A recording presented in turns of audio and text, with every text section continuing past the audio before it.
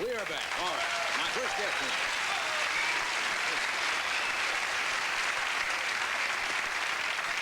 My first guest tonight is very accomplished. He is a composer, a pianist, or pianist, we'll find out what the correct term is, conductor, and a music historian who has, for the third time, written, this is the book here, believe it or not. Oh. We're talking book.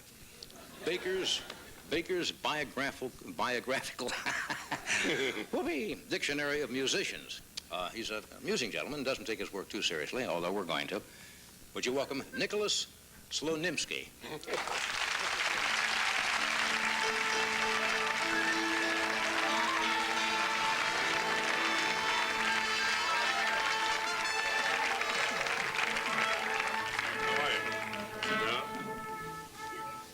Welcome. Yes, Nice. You know that we are kindred spirits because we are both were born on Fridays. Is that a fact? Absolutely. I I know. was born on a Friday.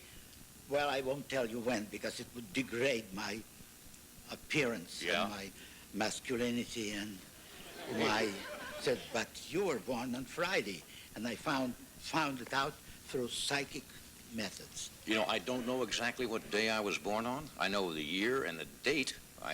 23rd 23rd of October. of October. Yeah. I won't tell you No, the don't. year because Yeah, you know because it'll hurt you're my masculinity. Still young, but it was a Friday. I'll keep your secret if you keep mine. Yes. Well, it was a Friday, and I was born on a Friday. Well, we do have something in common. Did I Oh, pronounce your name right? Slonimsky? Absolutely wonderful. Slow as in slowly, nim as in nimble, Nimble? and ski as in skiing. Some people call me Slonimsky, which I hate because I have nothing to do with the Minsky burlesque. That's right. And they always confuse me with So that it's institution. Slonimsky. Wonderful. Thank you. Okay, now, do you watch our show occasionally? Do you like the... Occasionally. What Tonight do show. you mean occasionally? Religiously. Do you really? Absolutely. Well, that's nice. Because after all, I want to learn how to be funny. Huh? Because basically, I'm a stand-up comedian. This is a hobby, huh? This is a hobby. I mean, it's just 2,577 pages. You want to be a stand-up comedian? That's what I wanted to be when I was 10 years old. But then it didn't work out that way, so you are not even a stand-up comedian. You're a sit-down comedian. You see, I do both. I stand up for a while, then I sit down. Yes, well. Did you ever work professionally or work in front of an audience where you did comedy? Oh, boy, I did nothing but comedy. Yeah? I mean, I would announce something very serious, and then I would look at the audience and say, my God, I've got to change my program. Mm-hmm. And it was all comedy. Yeah.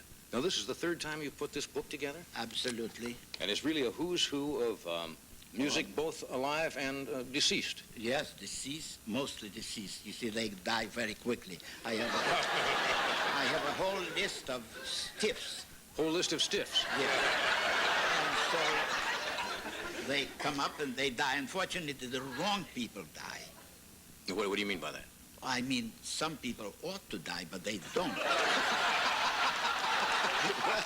I guess you can't hold that against them, you know. I know, but I mean, this is uncomfortable, you know, to edit a book and not know who is who. But you've been a music lover, obviously, all of your life. Yes. I mean, I was a certified genius at the age of 4. So my mother told me. Is that right? Yes. But then, of course, I grew up and I found that the world was not at my feet. Mm-hmm. Therefore, I was not a certified genius. Oh. That I was opened terrible. this up quickly and turned to Doc Severinsen. You've got Doc Severinsen in here. Of course. This covers jazz, contemporary, classical, rock and roll. What do you think of rock and roll? Rock and roll, of course, rock and roll. I mean, they are terrific. Mm-hmm. You see, I admire them. I envy them. Mm-hmm. And then you know what happened? It turned out that they envied me. Because I wrote a book that I don't believe that anybody would touch. It was called Thesaurus of Scales and Melodic Patterns. And lo and behold, I found out that John Coltrane and Frank Zappa and everybody was studying as if it was serious. Right. You see, I meant it. I meant it as a big joke. Yeah. So all of a sudden, They're reading this as it's... they're reading it and they're studying it. And so Frank Zappa invited me to be his soloist. Now, I never performed with a jazz band. And then I said to myself, what can I lose? Right.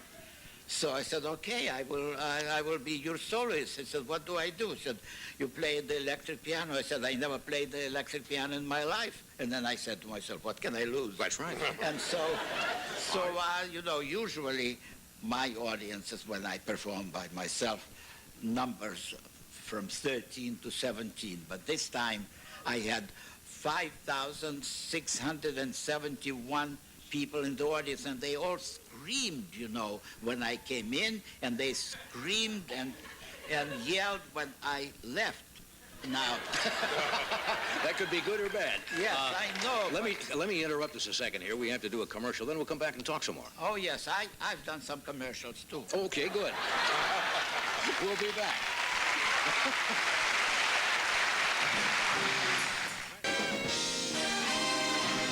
Thank you, Doc. All right. We are... Okay, good. We are talking with Mr. Nicolas Slonimsky about this... What is this? What does this book weigh? This is about the heaviest book I've ever seen. 8.5 pounds. 8.5 pounds. So it's like a coffee table. That is a coffee table. It's not a coffee table book. If you have coffee. Yeah. We're talking about musicians. What do you think of some of the Michael Jackson, Prince? Oh, well, they are great musicians. They make a lot of money. Mm-hmm. They make... That's your definition of a great musician, one who makes a lot of money? Of course. That's why I'm not a great musician, I regret to say. Uh-huh. Even though my friends tell me that I'm a great musician because they are afraid I would commit suicide. Really? But I'm not the suicidal type. I drive people to suicide, but not the other way. Somebody said you have what is called an ambidextrous brain. Is that I have two separate hemispheres. Well, we This all is do, the don't right we? I mean... Oh, you do? Oh, I think... sorry. I thought that... Don't we all have two? Oh, well, I thought, what you see, I have a super-induced schizophrenia. Uh-huh. That means that I can operate with my right brain separately from my left brain. And that enables me, for instance, to conduct two different times in modern music. You know, for instance, 5 against 2. Now, so far, I haven't found a single person, musician or non-musician, who could do it.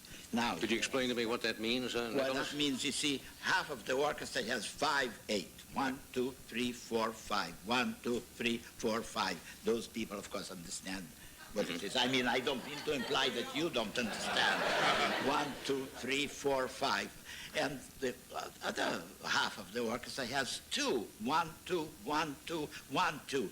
Now, what am I to do to conduct an orchestra when they have different tempi? So I do this. I conduct 5 with my right hand and 2 with my left hand, like this. 1, 2, 3, 4, 5. 1, 2, 3, 4, 5. 1, 2, 3, 4, 5. 1, 2, 3, 4. 1, 2, 3, 4, 5. 1, 2, 3, 4, 5. 1, 2, 3, 4, 5. 1, 2, 3, 4, 5. I got it, yeah.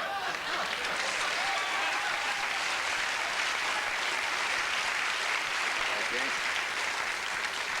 Now try this.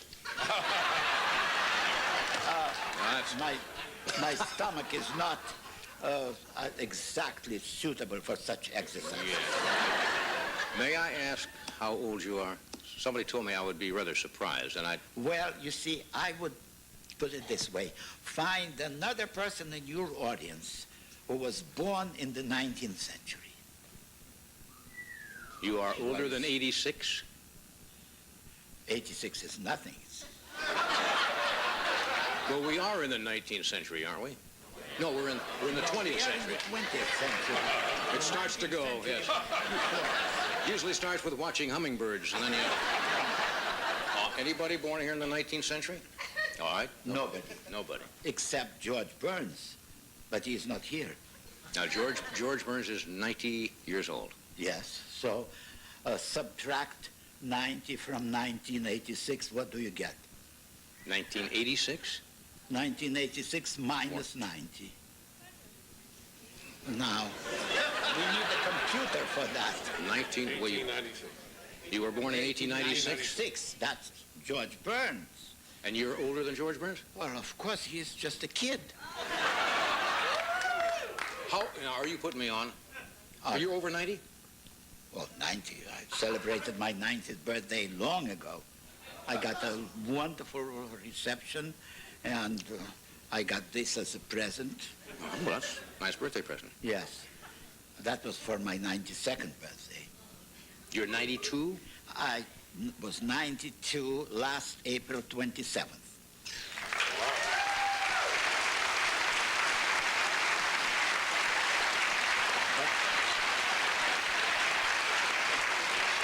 But my eyesight is 20/20, and 20? my hearing is 40/40, or whatever the number is. Yeah. Well, anyway, That's I can remarkable. even hear very, very high notes. Let your trumpet play for me the high F sharp, and I'll tell him it's a high F sharp.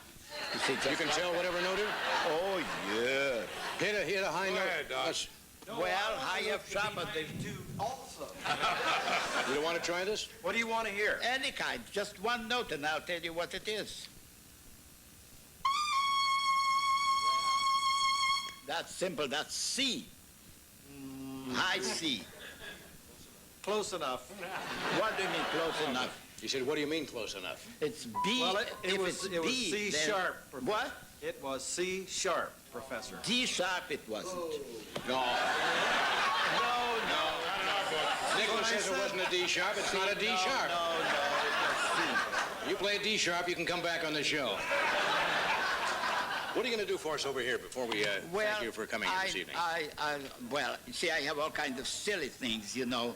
Of course, even on your show, there are silly things. We do a you lot know. of silly things. Well, I mean, I admire silly things on your show because then I feel how superior I am. Ah, I mean, so that pays, you Okay. see.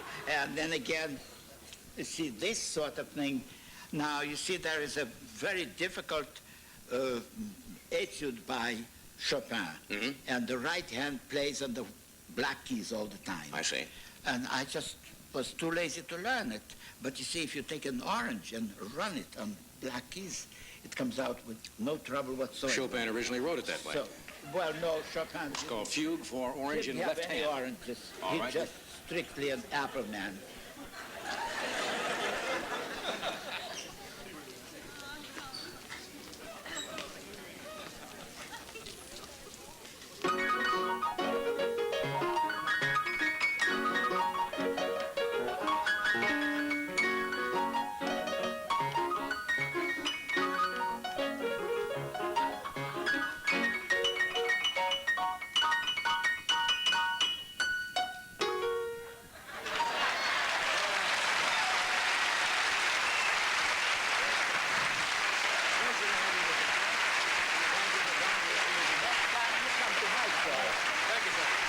Nicolas Slonimsky. Thank you, sir. Just wonderful. Only Chopin could have lived to have heard that.